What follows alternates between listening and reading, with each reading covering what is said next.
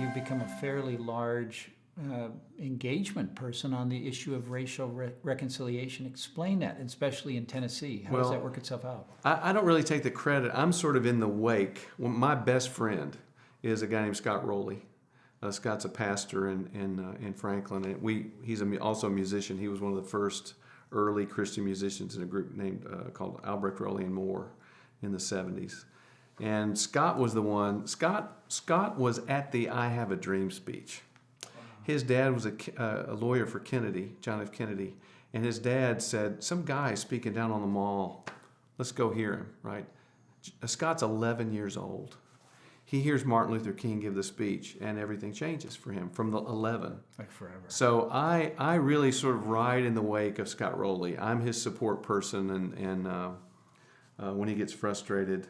But what happened in our little community, Franklin was a very segregated community, a southern community, and we had a group of pastors and other people who got together and praying for revival.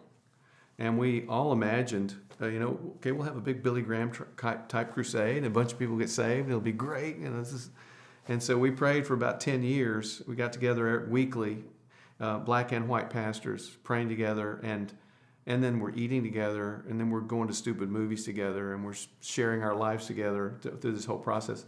And after 10 years, what God clearly showed us was that the revival was going to be reconciliation, and nobody ever saw that coming. And then we began to understand that the gospel is reconciliation. God was in Christ reconciling the world to himself. And so this whole thing started that, you ask for God for things, and you have no idea what you're asking for, and he does his thing anyway. That's the racial reconciliation piece. Well, there's obviously Ferguson, Charleston, these cities which have been known for other things are now becoming known for racial flashpoints. Yeah. If you could speak as a worship leader, as really a leader of the church, from a different angle, perhaps, how do you speak into the Christian community on these issues of racial reconciliation? Well, the response of the church in Charlotte was the perfect response, right? There was an older woman they were interviewing, and they were plying her with all these questions, and she was very sweet, but you could tell she was kind of getting impatient.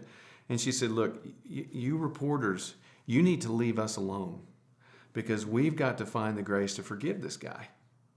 That's what we've got to do." And I don't know how much the world really understood the response of that church, but in my opinion, it was perfect. Now Ferguson was not perfect, but that whole tradition, really even before Martin Luther King, the civil rights movement, those marches began at prayer meetings. That was the core of that movement, and it's something that I think is missing in the civil rights movement now. You don't have the Martin Luther Kings, but we do have John Perkins, and we have people like that who are carrying on that tradition of faith.